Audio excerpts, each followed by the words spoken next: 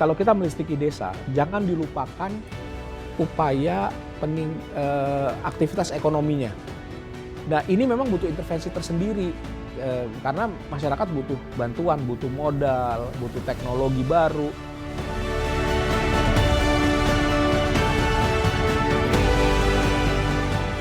Ketika hujan nih biasanya kan angin kenceng tuh. Nah, di situ juga tetap ada daya yang masuk gitu, yang untuk diproduksi dan bisa disimpan oleh baterai, sehingga bisa dikatakan tidak ada putus daya. Jadi ketika musim penghujan gitu kan, itu tetap juga bisa memproduksi daya listrik dengan maksimal. Alhamdulillah sih kan bisa pakai freezer gitu ya, bisa buat bikin es lilin, es batu, terus buat apa namanya es minuman itu yang teh gelas gitu buat anak-anak ngaji, kadang-kadang buat yang lewat yang pada mancing gitu. Alhamdulillah.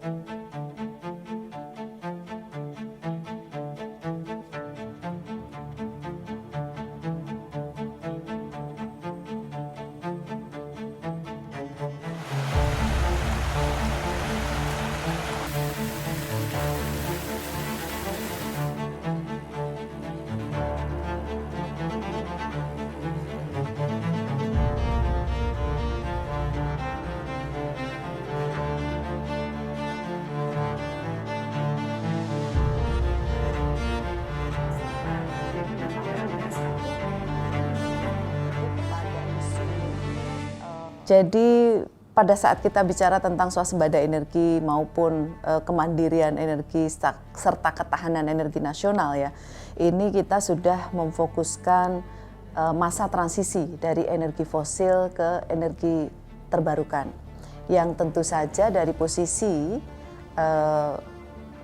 tinggi emisi menjadi rendah emisi dan ke depan menjadi tidak beremisi atau net zero emission.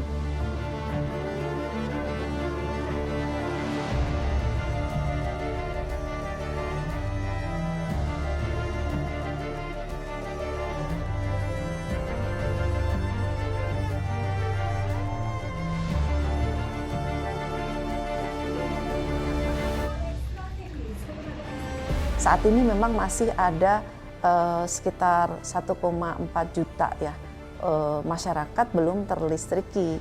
Jadi ini harus ada percepatan. Nah, waktu itu kemarin arahan dari Pak Presiden untuk memberikan akses ke semua masyarakat sampai dengan 2029 kita semua harus mempunyai akses terhadap listrik. Nah, sebagian di situ ada masuk energi baru terbarukan juga. Nah, dari proses transisi energi yang kita bicarakan itu, kita ingin mengakselerasi energi baru terbarukan karena sesuai dengan komitmen kita tadi. Nah, pernyataan dari bahwa kita sudah meluncing RUPTL yang baru, rencana umum pembangkit tenaga listrik yang baru itu sampai dengan 10 tahun, ini 71%-nya adalah energi baru terbarukan. Dengan investasi 70% juga dari IPP atau private. Dari target kita di Indonesia, kita itu sudah punya pembangkit listrik sebanyak 105 gigawatt secara total ya, itu semua jenis pembangkit. Nah, saat ini energi baru terbarukan, alhamdulillah dalam waktu 1 tahun ini kita meningkat hampir 2%. Jadi ini satu rekor tertinggi juga. Dalam capaian per 1 tahun kita bisa meningkatkan bauran energi mixnya EBT itu naik 2%. Jadi saat ini sudah mencapai 16,1% dan ini sudah di energi mix di mana sangat sudah inline dengan RUKN kita.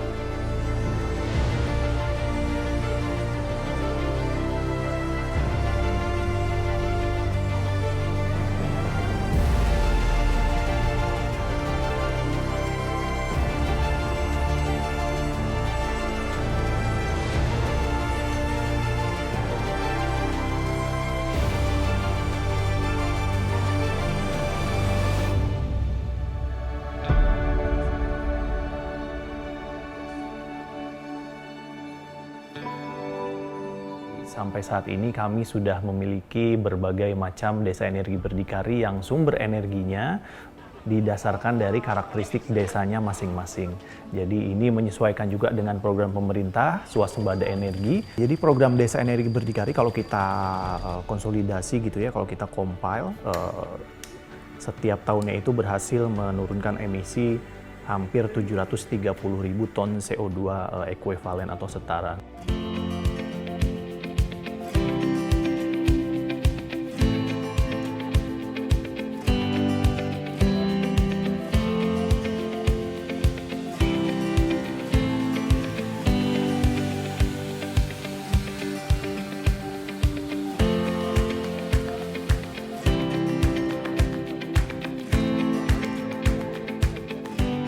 Jadi kalau sumber daya itu dioptimalkan, ada banyak manfaat yang didapatkan oleh desa. Tentunya yang pertama, mereka bisa mendapatkan energi yang berkelanjutan, bersih, berkelanjutan, dan terjangkau. Membangkitkan energi terbarukan di daerah-daerah terpencil itu dengan sumber energi terbarukan tadi, itu lebih murah ketimbang membangkitkan energi listrik dengan menggunakan diesel. Manfaat yang kedua, ya sebenarnya bukan hanya buat masyarakat, tapi buat pemerintah juga adalah bisa mengurangi subsidi listrik. Yang subsidi listriknya itu karena memang biaya produksi tenaga listriknya mahal, karena menggunakan energi fosil. Nah, dengan menggunakan energi setempat, dia akan jauh lebih murah. Manfaat yang ketiga, karena warga desa bisa mendapatkan listrik secara kontinu dengan harga yang lebih terjangkau, maka akan muncul aktivitas ekonomi produktif, di mana dengan memanfaatkan listrik yang handal dan terjangkau tadi bisa memberikan dampak ekonomi yang lebih besar, bisa menciptakan lapangan kerja di desa, bisa memberikan pendapatan bagi warga desa. Nah, belum lagi manfaat-manfaat lain yang bisa kita lihat, misalkan ya mungkin tidak banyak jarang dilihat, tapi kalau kita punya akses listrik yang baik, proses belajar mengajar di desa-desa, ya biasanya di situ ada sekolah minimum SD, itu bisa lebih baik.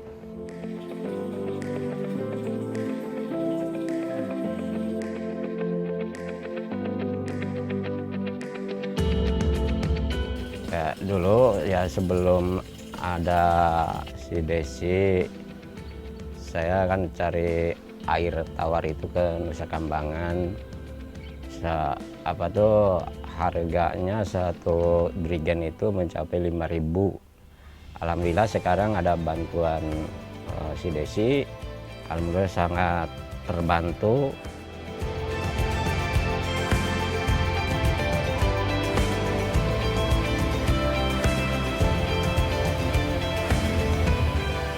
Yang dulu kita tidak mempunyai fasilitas air bersih, sehingga kita harus ngambil sendiri ke Nusa Kambangan yang jaraknya sekitar 7 km. Yang mana resikonya juga luar biasa, tidak sedikit juga masyarakat yang kecelakaan perahunya terbalik.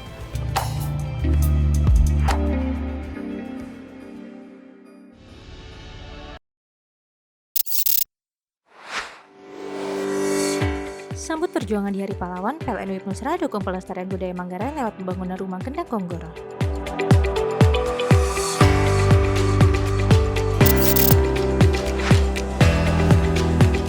Semangat Hari Pahlawan, negara dorong terwujudnya 1.285 desa terang di 2025.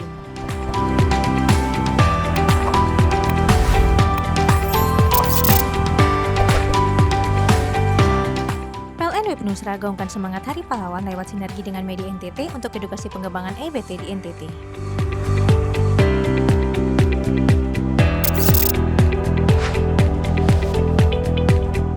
PLN Ajak Generasi Muda wujudkan semangat Sumpah Pemuda dengan kendaraan listrik.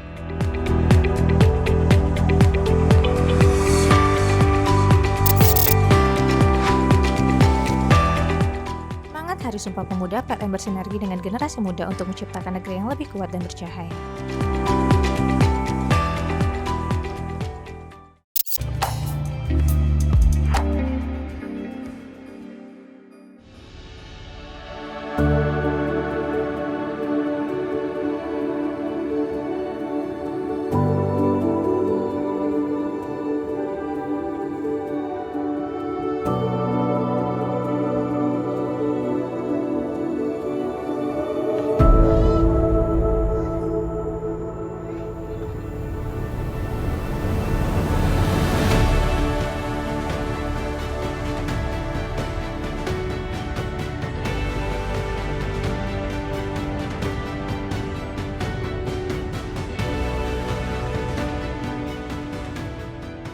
Dusun Bondan ini merupakan dusun yang sedikit terisolasi.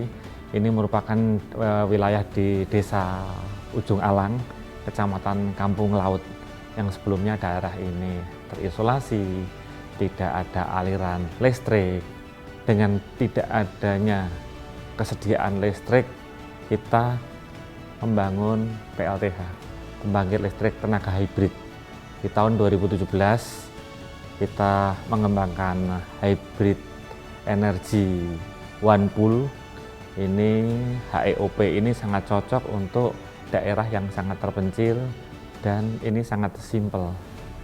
Jadi sebelumnya masyarakat itu menarik kabel secara tidak resmi sejauh 7 kilo untuk mendapatkan aliran listrik. Tapi dengan inovasi-inovasi ini, alhamdulillah dengan adanya pembangkit listrik tenaga hibrid itu bisa menerangi 74 KK.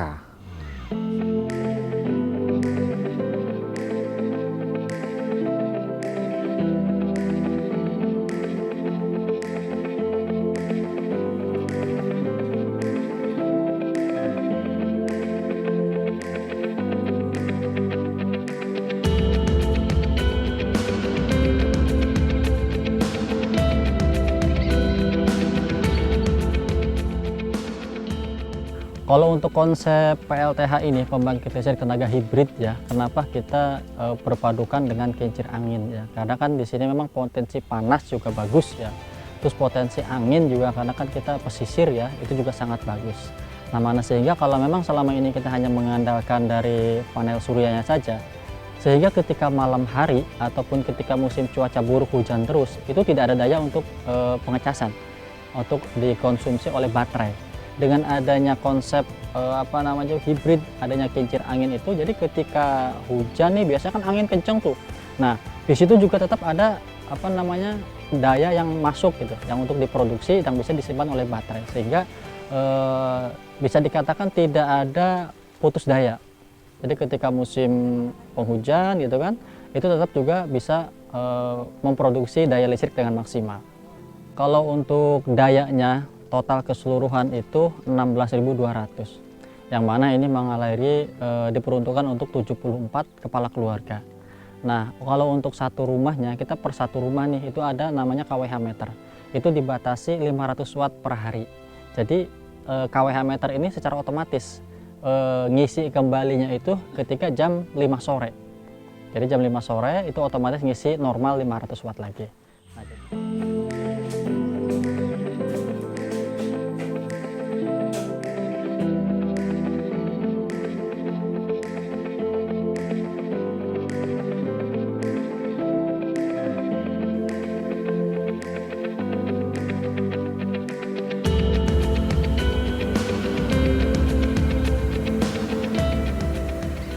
yang dulu kita tidak mempunyai fasilitas air bersih, sehingga kita harus ngambil sendiri ke Nusa Kambangan yang jaraknya sekitar 7 km, yang mana risikonya juga luar biasa. Tidak sedikit juga masyarakat yang kecelakaan, perahunya terbalik. Air tambak kalau saya bilang gitu kan, diolah ke sebuah sistem penyulingan, kalau bahasa saya itu penyulingan ya, itu bisa menghasilkan air yang sangat jernih dan bahkan layak untuk dikonsumsi, itu seperti itu. Kalau untuk produksinya itu per jam kurang lebih sekitar 240 liter per jam. Nah, kalau untuk kebutuhan seharinya bisa sampai 1 atau 2 toren hasil produksinya. Kalau untuk kebutuhan masyarakatnya ya rata-rata masyarakat bisa 4 atau sampai 6 jerigen per hari.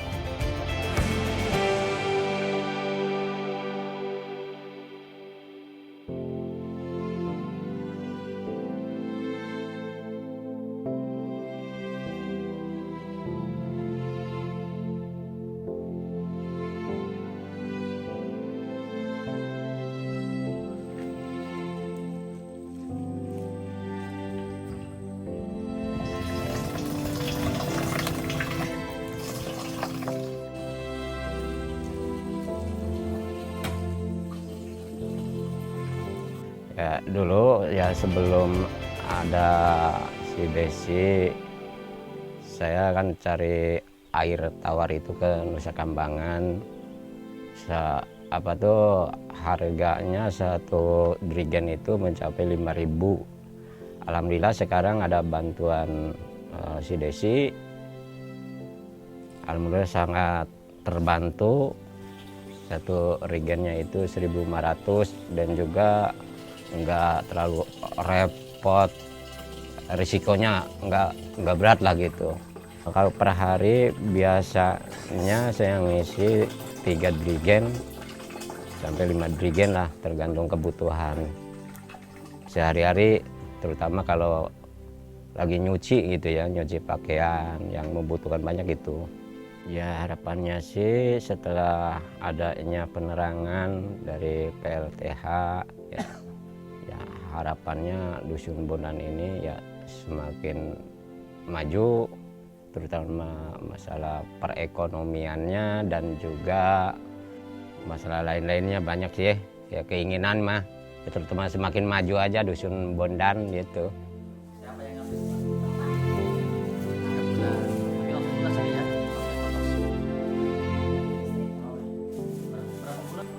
Di Dusun Bondan itu ada istilahnya koperasi, sehingga untuk mengaktifkan freezer gitu kan, itu kan untuk menyimpan ikan, itu alhamdulillah sangat membantu sekali.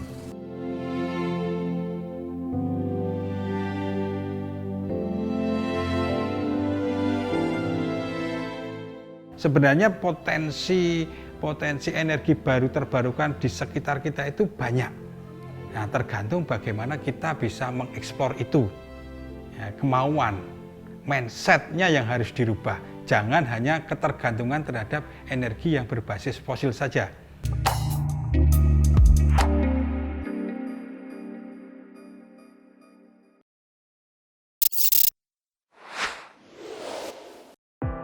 Sambut Hari Sumpah Pemuda, insan muda PLN komitmen terus menerangi Indonesia hingga ke pelosok Nusantara.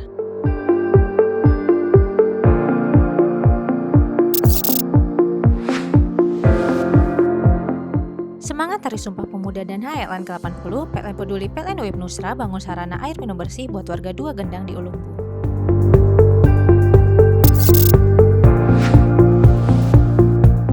HLN ke-80 dan Hari Sumpah Pemuda, PLN wujudkan pembangunan geotermal Pocoleok bersama masyarakat, pemberdayaan dan listrik berkeadilan untuk masa depan.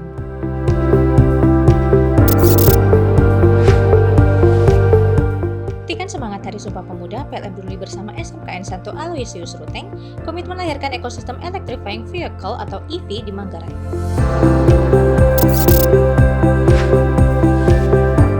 Maknai Hari Sumpah Pemuda, PLN UIP Nusra teguhkan komitmen jaga lingkungan RIK 1 PLTU Sambelia lewat 7.000 bibit mangrove untuk Desa Padakuar.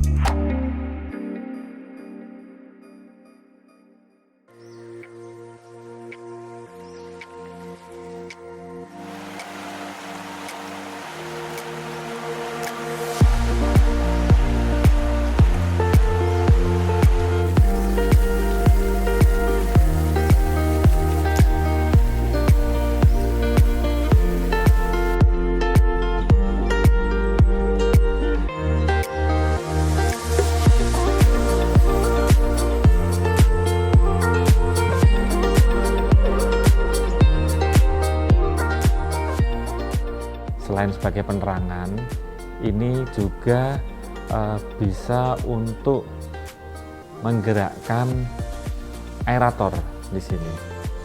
Jadi aerator ini untuk meningkatkan suplai oksigen di tambak-tambak masyarakat. Efeknya apa? Efeknya bisa meningkatkan produksi perikanan dari masyarakat sekitar.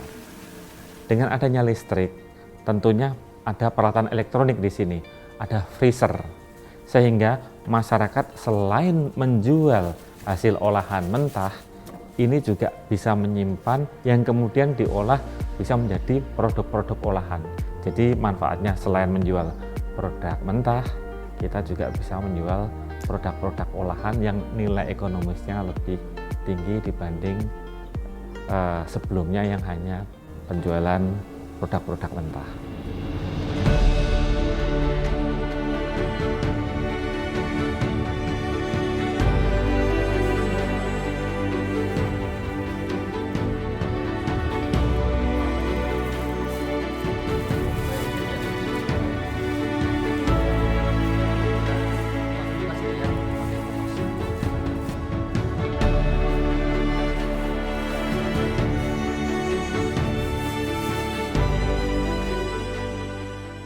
Dulu di Dusun Bondan tidak ada aliran listrik.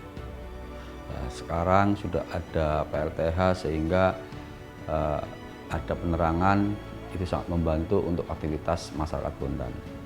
Itu aktivitas yang paling menyolok satu yaitu penerangan, ya kan? Penerangan di malam hari yang dulunya gelap menjadi terang.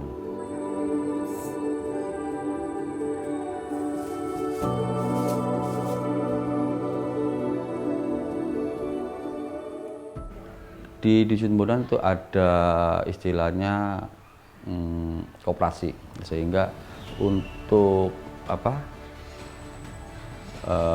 mengaktifkan freezer, gitu kan, itu kan untuk menyimpan ikan, itu alhamdulillah sangat membantu sekali.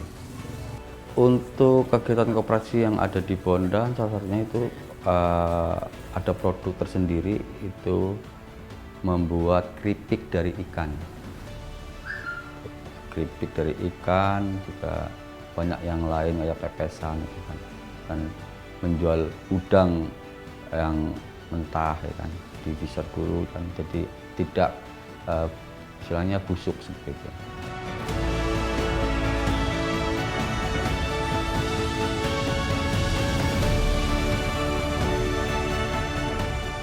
Nama saya Ibu Ani, tinggal di Dusun Bondan, Kecamatan Kampung Laut, Kabupaten Cilacap.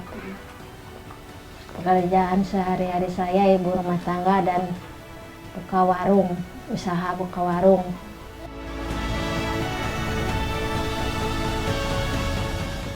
Pernah usaha nyoba yang lain, itu apa namanya, home industry, pernah dulu. Buat keripik udang, keripik kepiting, keripik ikan payus, terus abon, pertamanya buka industri kelompok gitu. Ya alhamdulillah sih kan bisa pakai freezer gitu ya, bisa buat bikin es lilin, es batu, terus buat es minuman itu yang teh gelas itu buat anak-anak ngaji, kadang-kadang buat yang lewat yang pada mancing gitu. Alhamdulillah.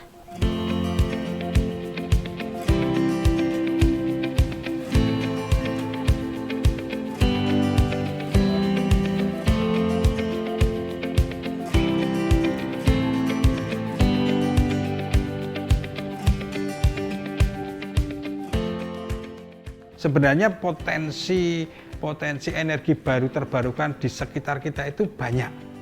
Nah, tergantung bagaimana kita bisa mengeksplor itu. Ya, kemauan, mindsetnya yang harus dirubah. Jangan hanya ketergantungan terhadap energi yang berbasis fosil saja. BBM, gas LPG, itu sumber-sumber energi yang berbasis fosil yang lama-kelamaan memang ketersediaannya semakin menipis. Ketergantungan terhadap energi fosil itu yang harus dikurangi. Energi yang dipakai pasti energi yang ramah lingkungan. Yang kedua, dengan dimanfaatkan sendiri berbasis yang ada di sekitar sendiri, energinya pasti lebih murah. Multiplier efeknya sebenarnya juga ada juga, ya kan? Untuk daerah-daerah yang tadinya belum ada aliran listrik, tadinya sulit distribusi gas, dengan adanya itu otomatis ekonomi tingkat lokalnya bisa bergerak. Dengan adanya listrik, mereka bisa membuka usaha.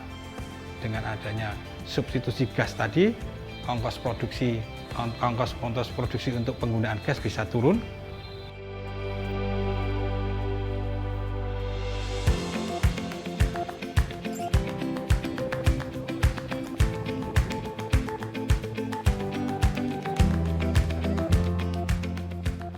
Tantangan terbesar untuk pengembangan desa mandiri energi, khususnya untuk mengembangkan yang bersumber dari energi baru terbarukan, adalah kita melawan mindset kita supaya tidak tergantung terhadap energi yang berbasis fosil yang sudah banyak beredar di kita sejak dulu kala.